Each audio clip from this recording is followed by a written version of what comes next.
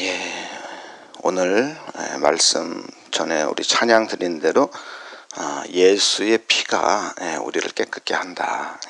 이 말씀이 히브리서의 주요 말씀입니다.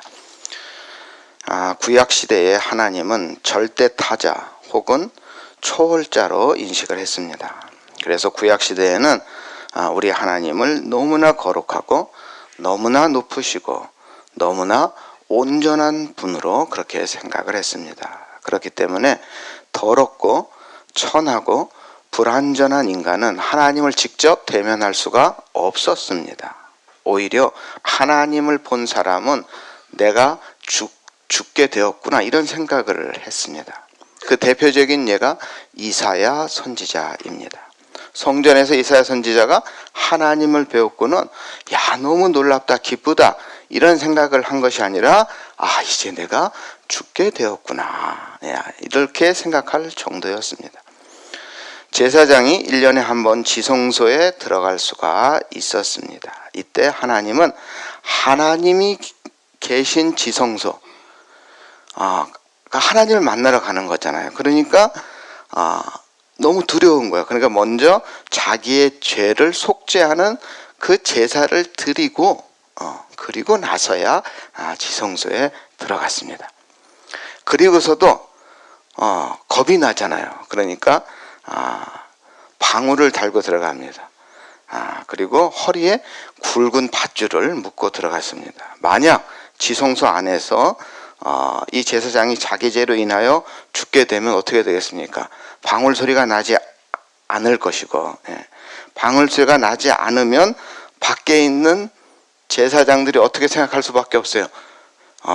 우리 대제사장이 참변을 당했구나 이렇게 판단하고 밧줄을 당겨서 끌어내야 되겠죠. 그러니까 지성소 안에 들어가면 나도 죽어요.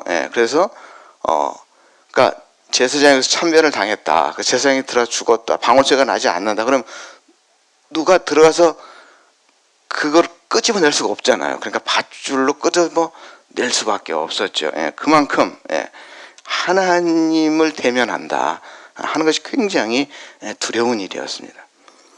이런 거룩한 하나님 앞에 우리 인간이 감히 나아갈 수 있는 방법, 유일한 방법이 뭐냐? 제사와 제물로 죄를 속죄하고 주님 앞에 나아갈 수 있다. 이렇게 아론의 후손의 제사장들은 믿었고 이스라엘 백성들에게 가르쳤어요. 그러나 우리 죄는 이 번제물과 속죄 제물로 속량할 수가 없다 하는 것이 히브리서 말씀입니다. 우리 4절 말씀 우리 함께 읽어보겠습니다. 그것은 황소나 염소의 피로는 죄를 깨끗게 할 수 없기 때문입니다. 우리 11절 말씀도 우리 함께 있습니다.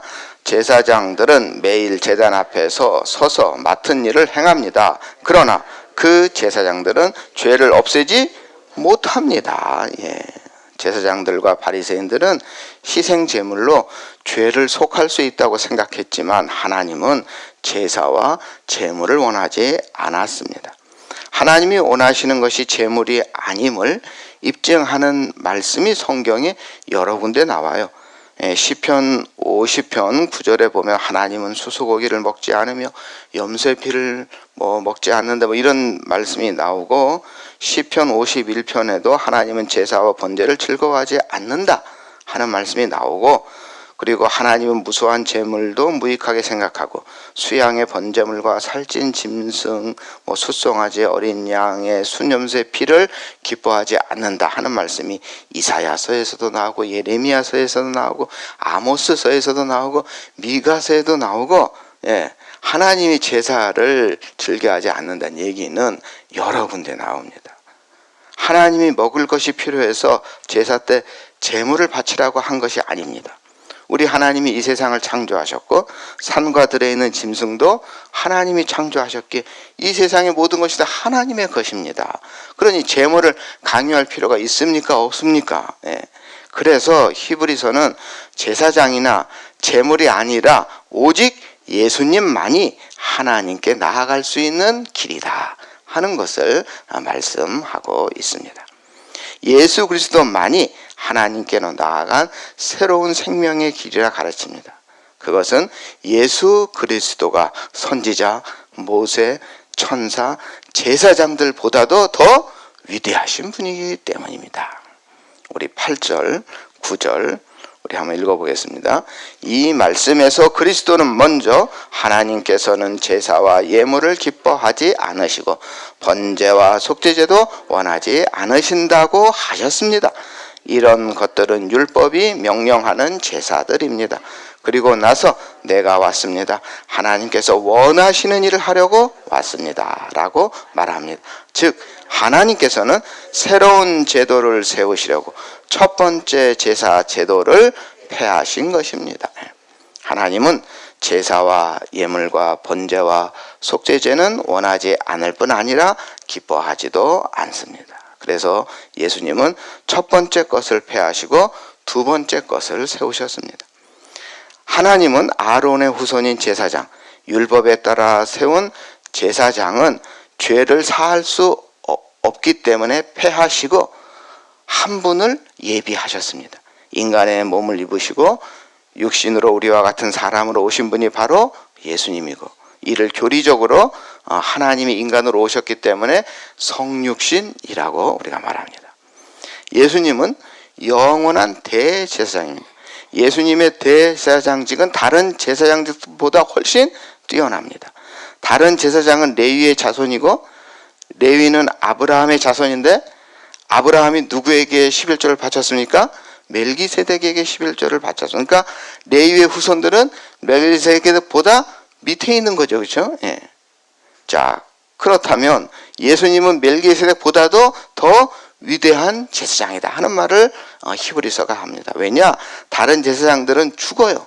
그렇기 때문에 그 수가 더 많이 필요하지만 예수님은 영원히 계신 한 분이시고 바뀌지 않고 오직 홀로 영원한 대제사장이다. 따라서 다른 제사장들은 날마다 해마다 제사를 드려야 하지만 예수님은 단 한 번 제사를 드렸고, 이 뜻을 따라서 예수님은 자신의 몸을 오직 한 번 바치심으로 우리는 모두가 다 거룩하게 된 것입니다. 모든 제사장들은 날마다 서서 직무를 행하고 똑같은 제사를 거듭드리지만 그러한 제사가 죄를 없앨 수는 없습니다. 그러나 예수 그리스도는 죄를 사하시려고 오직 한 번 영원히 유효한 제사를 드리신 뒤에 하나님의 오른쪽에 앉아 계십니다. 이 위대한 대제사장 예수님이 우리를 위하여 휘장을 찢으시고 새로운 길, 생명의 길을 열어주셨으므로 우리는 확고한 믿음을 가지고 참된 마음으로 하나님께 나아가기만 하면 되는 것입니다. 대제사장이 되신 예수님은 철저히 하나님의 뜻을 쫓으셨고 하나님의 뜻을 행하셨습니다. 여기서 말하는 하나님의 뜻은 하나님이 제사와 예물을 원하지 않으시고 번제와 속죄제는 기뻐하지 않는다 하는 이 뜻을 말합니다.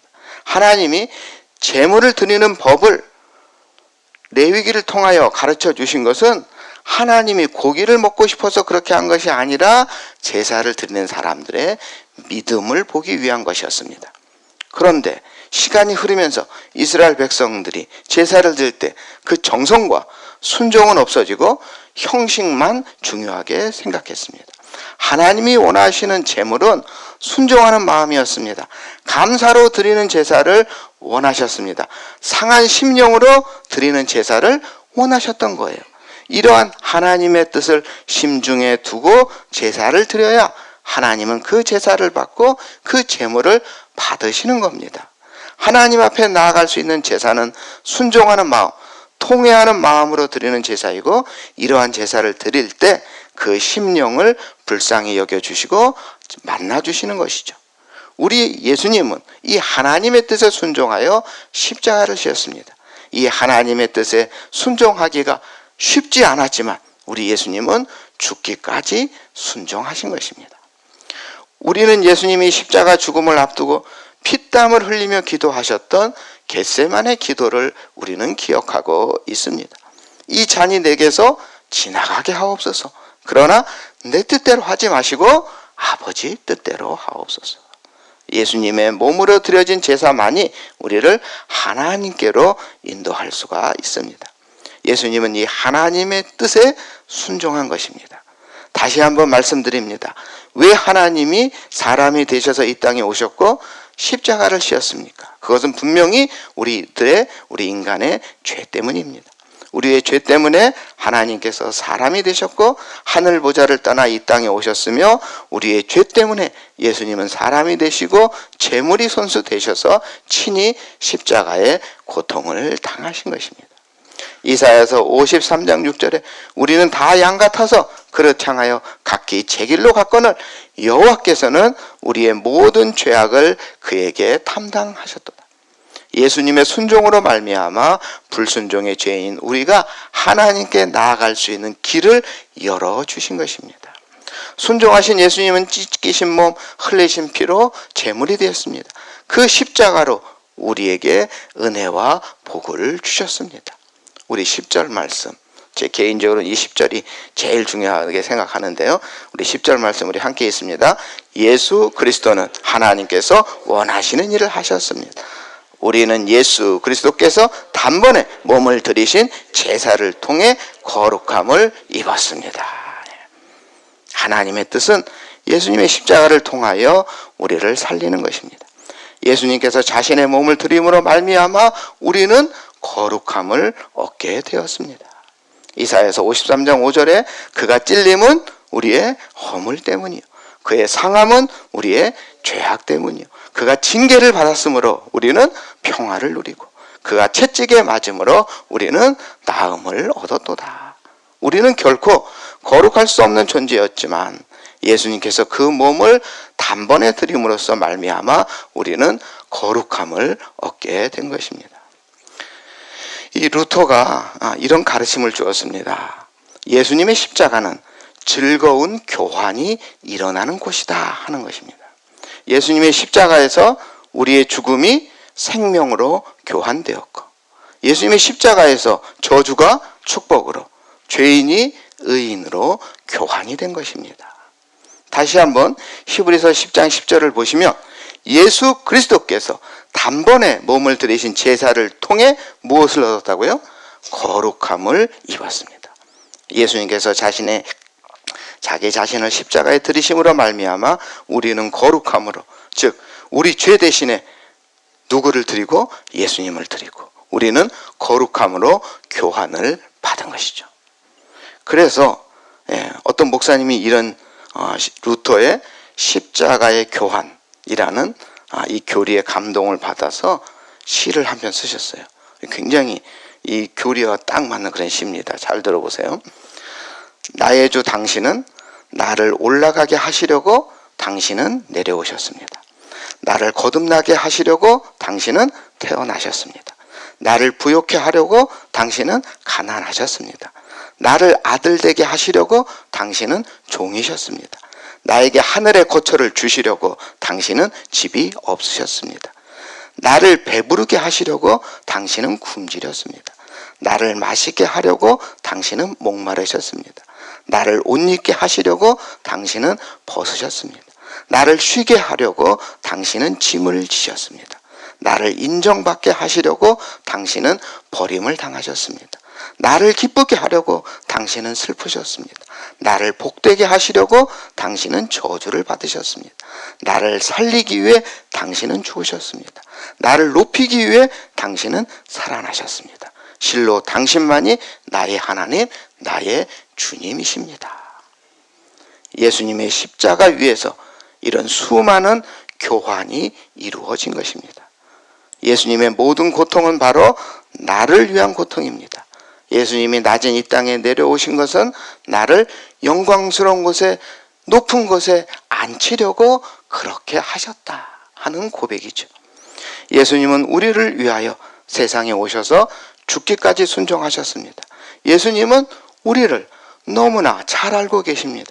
우리의 죄도 아시고 우리 스스로는 하나님 앞에 나아갈 수 없다는 사실을 너무나 잘 알고 계셨습니다. 그래서 우리를 위한 희생 제물이 되시고 화목 제물이 되신 것입니다. 예수님은 예루살렘 명문가에서 태어나 호의호식하며 자란 것이 아니라 가난한 목수집에서 태어나 고생하셨습니다. 그래서 예수님은 우리의 고통, 우리의 가난을 아십니다. 슬픔을 아시고 우리의 고생을 아십니다. 예수님은 학교 다니지 못했습니다. 어떤 사람들은 그의 아버지의 직업과 형제들을 보고 놀리기도 했습니다. 예수님은 모든 면에서 우리와 똑같았습니다. 하나님께서 사람이 되심으로 받은 것은 모욕과 수치와 시험이었습니다. 사탄들로부터 죄로부터도 시험을 당하셨습니다. 인간이라면 누구나 받는 다 그런 시험을 육신을 입은 인간이 되신 하나님께서 받으신 것입니다. 왜냐하면 자기가 시험을 받아 고난을 당하였은즉 시험받는 자들을 능히 도울 수 있느니라. 이 말씀처럼 몸으로 오신 예수님이기에 육신으로 우리와 같이 모든 것을 겪으신 예수님은 우리를 친히 도와주시는 것입니다. 이 찬송가 372장 이 메모를 하시고 오늘 집에 가셔서 이 폰으로 요즘은 찬송가를 다 들을 수 있잖아요. 이 찬송가를 한번 들어오십시오. 제가 노래를 잘하면 이 시간 딱 불러드리면 은혜가 될 텐데 제가 노래를 못해서 이 가사가 그런 거예요. 그 누가 나의 괴로움 알며 또 나의 슬픔 알까? 주밖에 누가 알아주랴. 영광 할렐루야. 이 가사 뭐 기억나시는 분 있을 텐데 그 누가 나의 괴로움 알며 또 나의 슬픔을 알까? 주밖에 누가 알아주랴. 우리 예수님은 우리의 모든 괴로움과 슬픔을 경험하셨기에 우리를 아시고 우리를 이해하시고 우리를 도와주십니다. 이것이 예수님께서 세상에 임하실 때 인간의 몸을 입으시고 이 땅에 오신 목적입니다. 이 화가 이 렘브란트라는 화가가 있는데 이분이 이 십자가 골고다 언덕에 예수님이 달리신 그 십자가 그림을 여러 장 그렸어요. 그런데 이분 보통 이제 여러분 그 머릿속에 연상되기를 예수님이 십자가에서 막 고통받고 있는 이제 보통 그런 그림을 생각하는데 이 렘브란트가 그린 그림은 그런 그림이 아니고 예수님이 있고 그 밑에 군중들의 그림을 많이 그렸어요. 군중들의 모습을. 그러니까 십자가도 중요하지만 그 밑에 군중들의 모습을 더 초점을 맞추고 그림을 그렸습니다. 이분이. 그래서 근데 그 그림을 여러 장 그려요. 열 몇 장을 그렸어요. 근데 이분이 그 십자가 밑에 군중 속에 누구의 모습을 그렸어요? 자기 자신의 모습을 그려 넣었습니다. 그러면서 렘브란트는 이렇게 고백합니다. 내가 그리스도를 못 박았다. 내가 그 일에 동참했었다. 이렇게 고백합니다. 이처럼 이 성령의 감동으로 십자가의 의미를 바로 깨닫는 사람들은 예수님의 십자가가 나 자신과 깊은 관련이 있다는 것을 발견하게 됩니다. 이러한 깨달음이 일어날 때 역사가 일어나게 되고 바로 그때 놀라운 십자가의 은혜가 우리에게 임하는 것입니다. 성경의 모든 이야기는 2000년 이상 된 그때 일어난 일, 그 당시 사람들, 그들과 하나님, 그들과 예수님의 이야기로 그치어서는 안 되는 것입니다. 바로 오늘 나와 하나님, 나와 예수님과의 관계에서 고백되고 간증되어야 하는 말씀인 것입니다. 우리 성도님들 모두 오늘 말씀을 통해서 우리 예수님이 나의 주님으로, 예수님의 십자가가 나의 십자가로 고백되시기를 주님의 이름으로 축원합니다.